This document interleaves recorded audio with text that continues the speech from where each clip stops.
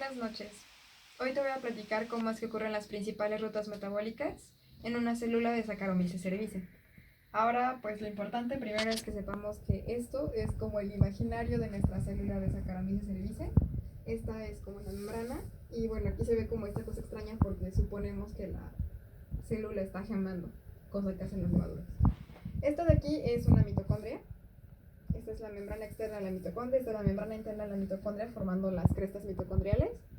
Este es un peroxisoma y el resto de nuestro espacio es el citoplasma de la célula. Ahora, una de las rutas más importantes es la glucólisis. La glucólisis no solamente ocurre en los animales o en los organismos superiores, sino que ocurre en casi todos los organismos, incluyendo los organismos anaerobios, ya que de aquí es donde obtienen algunos sustratos para realizar como rutas características de estos, como es la fermentación en el caso de Saccharomyces cerevisiae. Pero bueno, ¿cómo ocurre la glucólisis? Bueno, la glucólisis ocurre cuando la glucosa, una molécula de 6 carbonos, se divide en otras 2 moléculas de 3 carbonos iguales, llamadas piruvato. El piruvato es una molécula que une la glucólisis con otras rutas, como ya mencioné anteriormente, como lo es la fermentación alcohólica, o la oxidación del piruvato, que lo que hace es oxidar al piruvato para convertirlo en acetil-CoA, que posteriormente va a poder entrar al ciclo de Krebs para producir más energía. Bueno, regresamos a la glucólisis. La glucosa es el sustrato de la enzima hexoquinasa. La hexoquinasa lo que hace es fosforilar a un carbohidrato de 6 carbonos, en este caso la glucosa. Eso también sirve para marcar a la glucosa y que la glucosa no pueda salir de la célula. Ok, una vez que la glucosa es tomada por la exoquinasa toma un fosfato del ATP, convirtiéndolo en ADP y convirtiendo la glucosa en glucosa 6-fosfato. Este primer paso es característico de la fase de inversión de la glucólisis, porque se me olvidó mencionar que la glucólisis posee 2 fases, la fase de inversión y la fase de ganancia. En la fase de inversión vamos a ocupar invertir ATP para poder seguir con el proceso de glucólisis. Entonces aquí primero invertimos un ATP. Ya que se formó la glucosa 6-fosfato, ahora la enzima fosfoglucosa isomerasa va a formar un isómero de la glucosa, la fructosa. Y como la glucosa ya venía fosforilada, este isómero también va a venir fosforilado, a lo que vamos a llamar fructosa 6-fosfato. La fructosa 6-fosfato ahora va a ser el sustrato de la siguiente enzima, la fosfofructoquinasa. Como su nombre lo dice, lo que hace va a ser agregar otro fosfato a la fructosa, perdón. Y bueno, este fosfato también lo he tomado en ATP, por lo que aquí ya vamos a haber invertido este ATP y este ATP. Ahora, a través del paso de esta enzima, vamos a tener fructosa 1,6-bifosfato. Tiene un fosfato pegado en el carbono 1 y en el carbono 6, por lo que es bifosfato. Esta molécula de fructosa 1,6-bifosfato va a pasar a través de una enzima llamada fructosa bifosfato aldolasa, que lo que va a hacer es partir esta molécula de fructosa 1,6-bifosfato en 2 moléculas de 3 carbonos. Sin embargo, estas moléculas no son iguales. Se produce dihidroxiacetona fosfato y gliceraldehído 3-fosfato. Sin embargo, la molécula que aquí nos sirve es el gliceraldehído 3-fosfato. Y para que la célula pueda seguir utilizando la molécula adicional que se originó, la dihidroxiacetona, esta va a tener que pasar por una enzima llamada triosa fosfato isomerasa, que lo que va a hacer es convertirla en isómero, el gliceraldehído 3-fosfato, y a partir de aquí vamos a tener 2 moléculas iguales, 2 gliceraldehídos 3-fosfato, por lo que todas estas reacciones van a ocurrir 2 veces. Ahora, el gliceraldehído 3-fosfato va a pasar a través de la gliceraldehído 3-fosfato deshidrogenasa, que lo que va a hacer es deshidrogenar a la molécula. Aquí tenemos un NAD que se convierte en NADH, es decir, se reduce. Y ahora se convierte en 3-bifosfoglicerato. El 3-bifosfoglicerato lo que va a hacer es ser el sustrato nuevo de la fosfoglicerato sinasa. La fosfoglicerato sinasa, a diferencia de las quinasas, lo que va a hacer es quitar uno de los fosfatos que tiene la molécula. Ahora, la fosfoglicerato sinasa va a tomar un ATP y lo va a fosforilar creando ATP. Bueno, no creando, produciendo ATP, porque la materia no se crea ni se destruye, solo se transforma, entonces lo va a transformar en ATP. Y aquí es cuando tenemos nuestro primer ATP de ganancia, que en realidad son 2 porque, como ya mencioné, esto ocurre por 2. Entonces, ahora el 3-fosfoglicerato que se produjo va a ser el sustrato de la fosfogliterato mutasa. Fosfoglicerato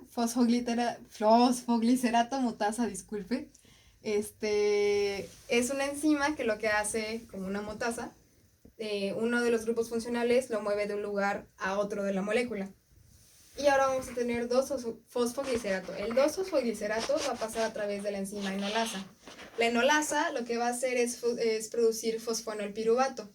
Ya estamos un paso cada vez más cerca de producir el piruvato, que es como nuestro producto final de la glucólisis. Y bueno, lo que va a pasar ahora es que el fosfoenolpiruvato todavía tiene un fosfoenol que nos estorba, por lo que va a pasar a través de la piruvatocinasa. La piruvatocinasa es una enzima que, como su nombre lo dice, al igual que esta otra de acá, la fosfoglicerato-cinasa, va a quitar uno de los grupos fosfato para que podamos tener finalmente nuestro piruvato. Y aquí es donde se producen los otros 2 ATPs de ganancia, porque pues como esto pasa en las 2 moléculas de gliceraldehído, pues ahora ya tenemos aquí otros 2 ATP de ganancia. Y finalmente tenemos 2 piruvatos. Entonces, contando todo lo que invertimos y lo que ganamos, invertimos 2 ATPs y ganamos 4, por lo que nuestra ganancia neta son 2 ATPs. Ahora, ya sabemos que se produce piruvato a través de la glucólisis. Y bueno, para que de manera normal se siga produciendo la mayor cantidad de energía posible, necesita haber oxígeno en el ambiente. ¿Y esto por qué? Pues porque el oxígeno va a ser el aceptor final de electrones cuando todas las moléculas que poseen energía en ellas para producir ATP entren a la cadena de transporte de electrones. Sin embargo, cuando no hay un receptor final de electrones como el oxígeno, esta molécula de piruvato puede entrar a la fermentación alcohólica o a la fermentación láctica. Para fines prácticos no puse la fermentación láctica porque esta no ocurre en Saccharomyces cerevisiae. Pero bueno, en la fermentación alcohólica lo que pasa es que el piruvato que se produjo de la glucólisis entra a esta ruta en la que el piruvato es el sustrato de la enzima piruvato descarboxilasa. La piruvato descarboxilasa lo que hace es quitar un carboxilo del piruvato y liberarlo como dióxido de carbono. Posteriormente, esta molécula que ya no es piruvato, sino acetaldehído, entra por otra enzima que se llama alcohol deshidrogenasa. La alcohol deshidrogenasa lo que hace es darle los electrones del NADH reducido al NAD esta enzima lo que hace es darle a otra molécula, que no es acetaldehído, los electrones del NAD para regenerar del NADH reducido para generar el NAD. Y lo que hace es convertir el acetaldehído en etanol. Y es aquí cuando tenemos el alcohol que sale de la fermentación alcohólica y dióxido de carbono. Y se regenera el NAD. Pero ahora, regresando a que imaginemos que en nuestra célula hay condiciones aeróbicas, es decir, que hay oxígeno, no ocurre la fermentación alcohólica, sino que el piruvato pasa a la oxidación del piruvato. Esta vía ocurre en el interior de la mitocondria, es decir, en el espacio entre la membrana externa y la membrana interna de la mitocondria, es decir, en la matriz mitocondrial. Y bueno, esta es una ruta que permite que el piruvato conecte a la glucólisis con el ciclo de Krebs o el ciclo del ácido cítrico. Y bueno, esta vía es clave porque, bueno, aunque parece muy simple, realmente solo aquí participa una enzima, es sumamente importante. Sin este no habría las siguientes rutas que permiten que se produzca de manera masiva el ATP. Y bueno, el piruvato, esta molécula de 3 carbonos, pierde uno de los carbonos, es decir, se descarboxila mediante el complejo enzimático piruvato descarboxilasa. La piruvato descarboxilasa a su vez transfiere el grupo funcional, bueno, no es un grupo funcional, sino la coenzima A, se la transfiere a la molécula que perdió el carbono, es decir, si el piruvato perdió un carbono y era de 3 carbonos, ahora es un acetilo. Entonces la coenzima A más el acetilo forma el acetil-CoA, y mientras esto ocurre, se reduce el NAD, produciendo NADH, o sea, NAD reducido. Y bueno, ahora que tenemos el acetil-CoA, este puede pasar a ciclo de Krebs. Y bueno, es importante mencionar que la coenzima A proviene de las vitaminas B5. 2, 1. Ahora que tenemos acetil-CoA, podemos pasar a hablar del famosísimo ciclo de Krebs, o ciclo del ácido cítrico, o ciclo de los ácidos tricarboxílicos. Pero antes hay que hacer una parada estratégica para hablar sobre el acetil-CoA. El acetil-CoA El acetil-CoA es una molécula que no solamente se puede producir mediante la oxidación del piruvato, sino que esta también puede provenir de la beta-oxidación de los ácidos grasos que ocurren en los peroxisomas, o en las mitocondrias a veces, pero en este caso vamos a hablar de la que ocurre en las mitocondrias. En este caso, a grandes rasgos, lo que pasa es que una molécula de un ácido graso de cadena larga se va oxidando y se le va quitando un par de carbonos por cada vuelta que le da a la beta oxidación. Y por cada que eso pasa, se produce un acetil-CoA que se importa a la mitocondria y posteriormente pasa al ciclo de Krebs. Ahora sí, el primer paso es que se condensa el acetil-CoA y el oxalacetato, como diría el rap del ciclo de Krebs. En realidad lo que pasa es que se unen el acetil-CoA y el oxalacetato mediante la enzima citratosintasa y se forma el citrato. Y el citrato se deshidrata, formando el cisaconitato por la enzima conitasa y pasa por la misma enzima conitasa y bueno, se forma el isocitrato. El isocitrato se va a deshidrogenar y va a formar el primer NADH reducido de todo el ciclo, que en el rap del ciclo de Krebs dice que forma los primeros 3 ATPs de la reacción. Y eso es una verdad a medias, porque en realidad no es que no se produzcan 3 ATPs, sino que se produce el NADH que después va a pasar a la cadena de transporte de electrones y ahora sí va a producir 3 ATPs, pero todavía no ocurre eso. Ahora sí, ya que pasó el isocitrato por la isocitrato deshidrogenasa, se forma el alfa-cetoglutarato. El alfa-cetoglutarato va a sufrir una descarboxilación oxidativa. ¿Qué quiere decir esto? Que va a perder un carboxilo y al mismo tiempo va a reducir al NAD. Algo se oxida y algo se reduce, en este caso el que se reduce es el NAD. Y aquí se produce otro NAD que va a producir 3 ATPs en la cadena de transporte de electrones. Ahora sí, ya que tenemos el alfa-cetoglutarato que se descarboxiló y se oxidó, mediante el alfa-cetoglutarato deshidrogenasa tenemos succinil-CoA. El succinil-CoA es el sustrato de esta enzima llamada succinil-CoA sintetasa. Lo que hace la succinil-CoA sintetasa es que va a formar succinato y en producto va a producir GTP. El GTP es una molécula muy similar al ATP, nada más que pues no es ATP, pero en cuestión como de muy poco tiempo se produce ATP a partir del GTP. Entonces, por fines prácticos, digamos que es algo así como un equivalente al ATP. Y bueno, ya que tenemos succinato, el succinato pasa por la enzima succinato deshidrogenasa. Y aquí lo que se produce es un FADH reducido. Este FADH reducido va a producir 2 ATPs cuando pase a la cadena de transporte de electrones. Por eso cuando en el rap del ciclo de Krebs dice que se producen 2 ATPs, es también una verdad a medias, porque realmente no es que se produzcan ahí, sino que se produce la molécula que va a pasar a la cadena de transporte de electrones para producir los 2 ATPs.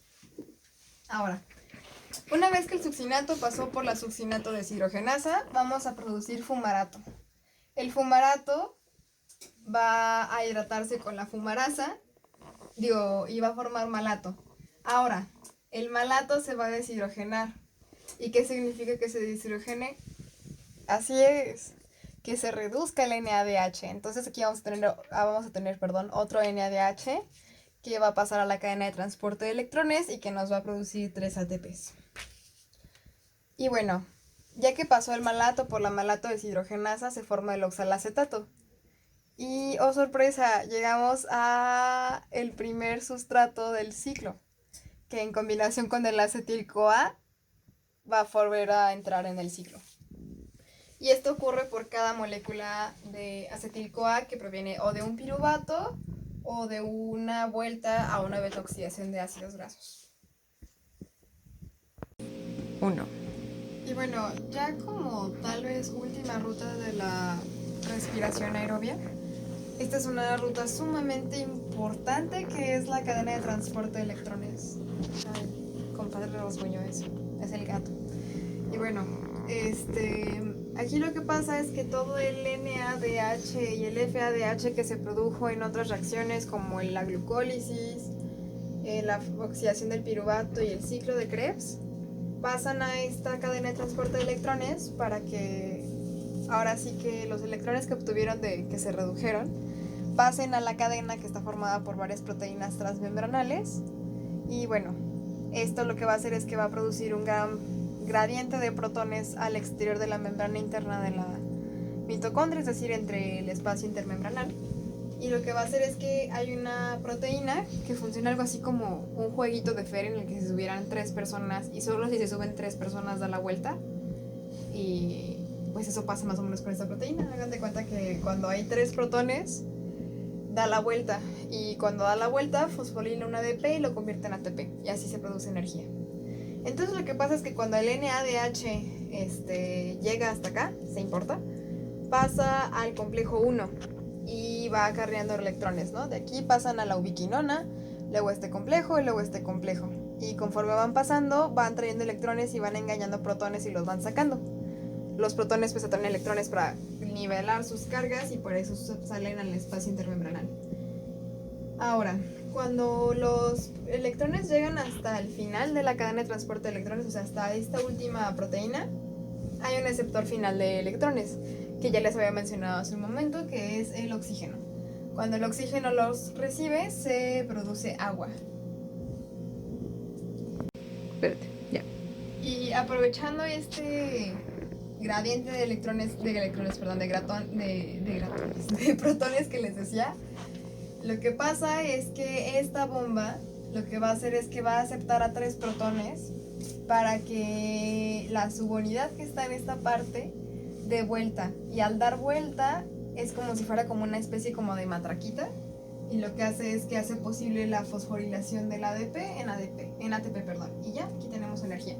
Entonces por eso es que decimos que cada que entra un NADH se producen 3 ATPs, porque hace posible que se vayan acarreando pues más protones que si fuera un FADH, porque el FADH comienza su cadena de electrones desde aquí y un NADH desde acá. Entonces por eso por cada NADH son 3 ATPs y por cada FADH son 2. Listo. Tomémonos un minuto para hablar de lo importante que es el ciclo de glioxilato.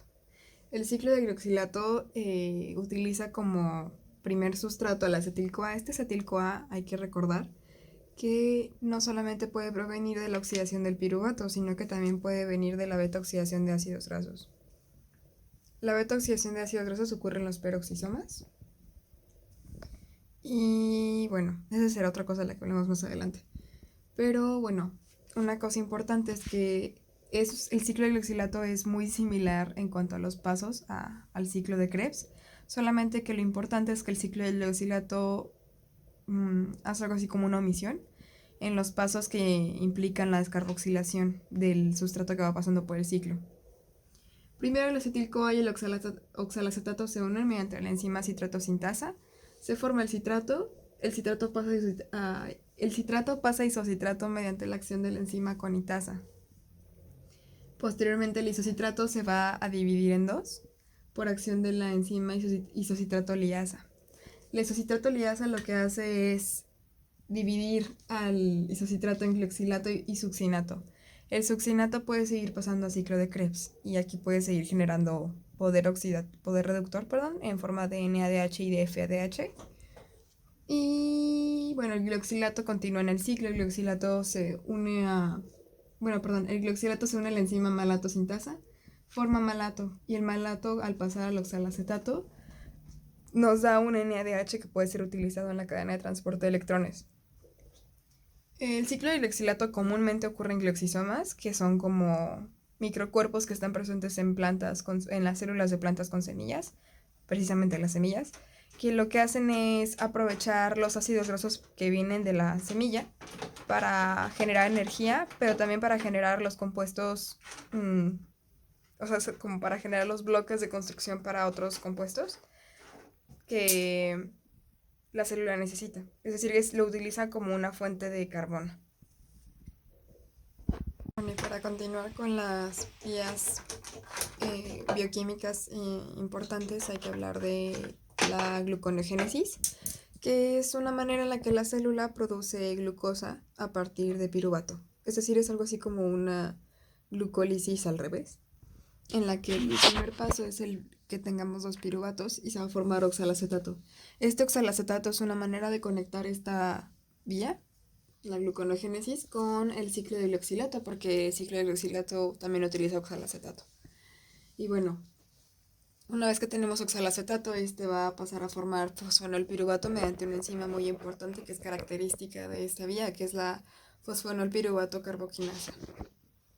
Y bueno, lo que hace es que va a quitar un carboxilo de cada piruvato, por lo cual vamos a liberar dos dióxidos de carbono.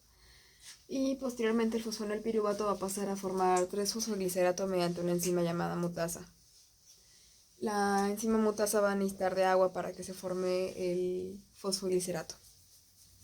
Después vamos a tener 1,3-bifosfoglicerato mediante la acción de la enzima fosfoglicerato-sinasa. Esta enzima lo que va a hacer es poner otro fosfato para que tengamos ahora sí 1,3-bifosfoglicerato. El 1,3-bifosfoglicerato va a formar fructosa 1,6-bifosfato. Y aunque es una forma resumida que he puesto de glucólisis por motivos del espacio, es importante que sepas que la fosfoglicerato, y aunque esta es una forma un poco reducida que puse como de la gluconeogénesis por motivos de espacio y practicidad, porque si no este video tardaría 1000 años en subirse, es importante que sepas que el 1,3-bifosfoglicerato, antes de ser fructosa 1,6-bifosfato, pasa a ser gliceraldehído. Y una vez que son dos moléculas de gliceraldehído, estas moléculas de gliceraldehído 3-fosfato son el sustrato de la enzima aldolasa. La aldolasa lo que va a hacer es juntar estas dos moléculas para formar ahora sí fructosa 1,6-bifosfato. Ya que tenemos una fructosa 1,6-bifosfato, la fructosa 1,6-bifosfatasa va a quitar uno de los fosfatos para tener nada más fructosa 6-fosfato.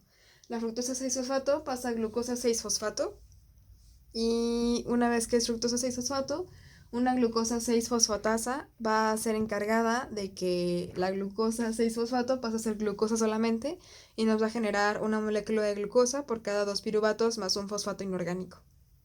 Bueno, y ya para casi terminar con estas rutas metabólicas principales de Saccharomyces cerevisiae, vamos a pasar a hablar de la beta-oxidación de ácidos grasos. Esta beta-oxidación ocurre en el peroxisoma, que es esto que está aquí. Y bueno, el peroxisoma es un microcuerpo que solamente está presente en las células eucariotas. Ok, en el peroxisoma están las enzimas que son necesarias para que esta vía ocurra.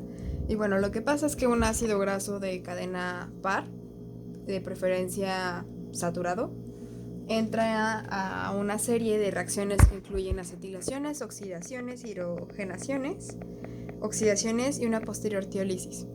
La tiólisis quiere decir que se va a separar una molécula de acetil-CoA. ¿Por qué tiólisis? Porque hay que recordar que el acetil-CoA está unido mediante un azufre. Entonces por eso se refiere a la tiólisis, porque se rompe en el grupo tiol. Ese acetil-CoA que se produce se puede utilizar en el ciclo de Krebs, en el ciclo del glioxilato. Entonces, a grandes rasgos, lo que pasa es que un ácido graso de cadena larga va a ser pasado por la acil-CoA deshidrogenasa. Como es una deshidrogenasa, algo se va a oxidar y algo se va a reducir, al mismo tiempo que se añade el acil-CoA a la molécula. El acil-CoA se va a pegar y se va a producir FADH reducido o FADH2. Y posteriormente la molécula que queda ya tiene unido un acetil-CoA. O sea, tiene un grupo acil-CoA pegado a ella.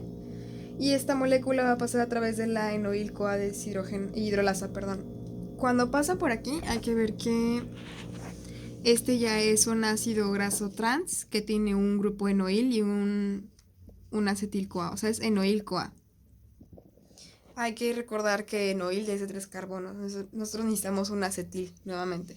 Entonces vamos a necesitar que pase por la enoil-CoA hidrolasa. Esta va a añadir un agua para producir hidroxiacil. Ya no tenemos enoil, sino que tenemos un hidroxiacil.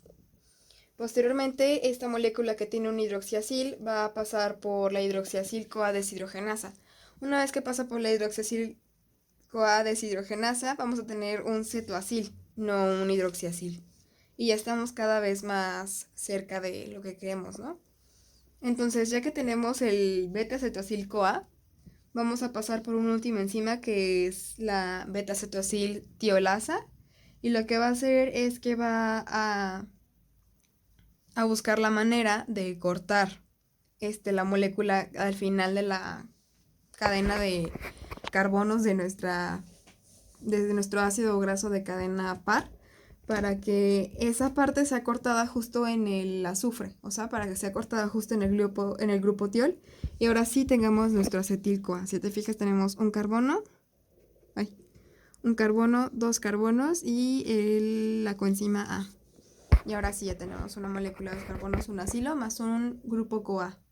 Bueno, ya por último, pero no menos importante, tenemos a la vía de las pentosas fosfato, cuyo link con el resto de las vías y rutas metabólicas de esta presentación es con la glucólisis. La vía de las pentosas fosfato lo que va a hacer es una vía que está más orientada hacia la biosíntesis, es decir, hacia el anabolismo.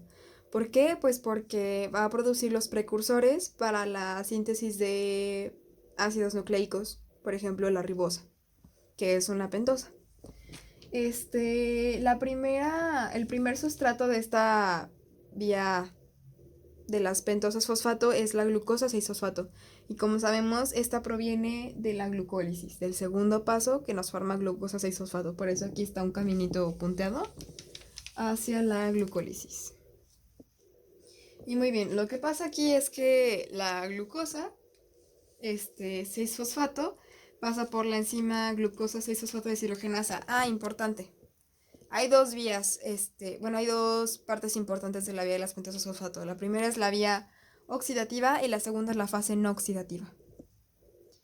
La primera parte aquí importante es que la glucosa 6-fosfato va a pasar por la glucosa 6-fosfato deshidrogenasa, lo que va a hacer que el NADP se reduzca en NADPH. Esta molécula es muy importante para el anabolismo. Después vamos a producir 6-fosfogluconolactona. La 6-fosfogluconolactona va a pasar a formar 6-fosfogluconato mediante la acción de la enzima fosfogluconolactonasa. La fosfogluconolactonasa va a nuevamente a reducir una molécula de NADP para producir NADPH. Después el 6-fosfogluconato va a pasar por la enzima 6-fosfogluconato deshidrogenasa, y esta enzima lo que va a hacer es nuevamente reducir un NADPH en un NADPH más H. Se va a producir una ribulosa 5-fosfato. Aquí es cuando termina nuestra primera fase, es decir, la fase oxidativa. Esta ribulosa 5-fosfato más dióxido de carbono, hay que aclarar aquí que la molécula que teníamos antes de llegar a ribuloso 5-fosfato tenía 6 carbonos y la que tenemos ahora tiene 5, por lo cual se liberó un carbono en forma de dióxido de carbono. Ahora que pasamos a la fase no oxidativa, en esta fase ya no vamos a producir NADPH, sino que solamente vamos a comenzar a cambiar de forma las moléculas. Una vez que tenemos ribulosa 5-fosfato, vamos a dividir esta molécula en dos. Y bueno, vamos a producir una ribosa 5-fosfato y una gilulosa 5-fosfato. Ambas son pentosas y son isómeros. Por eso las enzimas que realizan esto es, en el caso de la ribosa 5-fosfato, que viene de la ribulosa, es una ribulosa 5-fosfato isomerasa, es decir, hace un isómero de la ribulosa, que es la ribosa. Y en el caso de la gilulosa es un epímero de la ribulosa 5-fosfato. Entonces la enzima que va a actuar aquí es la ribulosa 5-fosfato epimerasa. Posteriormente, estas dos moléculas van a pasar juntas a una misma enzima. Es decir, esta enzima va a agarrar las dos y las va a sacar como dos productos distintos. Esta enzima es la transcetolasa. La transcetolasa va a producir que la ribosa 5-fosfato se convierta en C-deoheptulosa 7-fosfato y la gilulosa en gliceraldehído 3-fosfato. ¿Cómo hace eso? Bueno, esta enzima es algo así como tiene la capacidad de mover grupos funcionales de un lado a otro de las moléculas. Por eso ahora, en lugar de tener dos moléculas de 5 carbonos, tenemos una molécula de 7 y una de 3.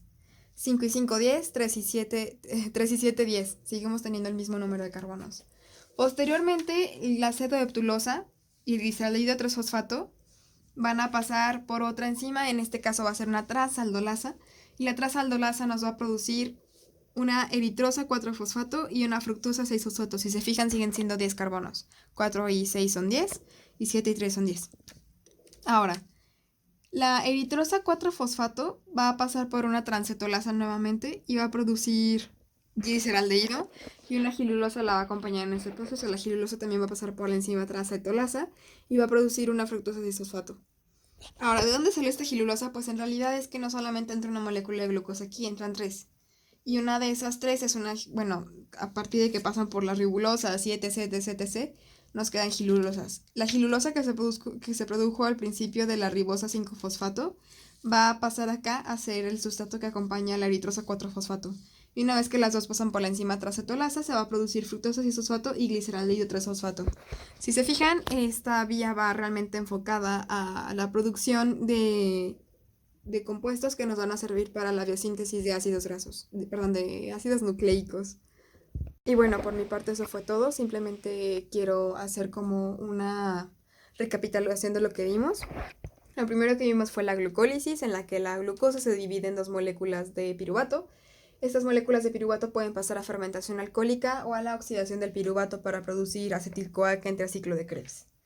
El acetil-CoA no solamente puede ser producido por la oxidación del piruvato, sino que puede provenir de la beta-oxidación de ácidos grasos, pero tampoco puede ser solo utilizado en ciclo de Krebs, también puede ser utilizado en el ciclo de glioxilato, por lo cual hay una estrecha relación entre ciclo de glioxilato, oxidación del piruvato, beta-oxidación, y bueno, ahora el ciclo de Krebs está relacionado con la beta-oxidación de ácidos grasos porque utiliza el acetil-CoA, pero a su vez el ciclo de Krebs está relacionado con el ciclo de glioxilato y pues inherentemente con la con la oxidación del piruvato y por ende con la glucólisis. El ciclo de glioxilato a su vez está conectado con la gluconeogénesis porque lo que pasa es que el oxalacetato del ciclo del glioxilato es sustrato también de la gluconeogénesis y viceversa. Y bueno, por último, cabe mencionar que todos los NADHs y FADHs que se producen en todas estas rutas pasan a la cadena de transporte de electrones, donde son pasados a través de esos complejos proteicos para producir ATP, mediante la acción de la ATP sintasa.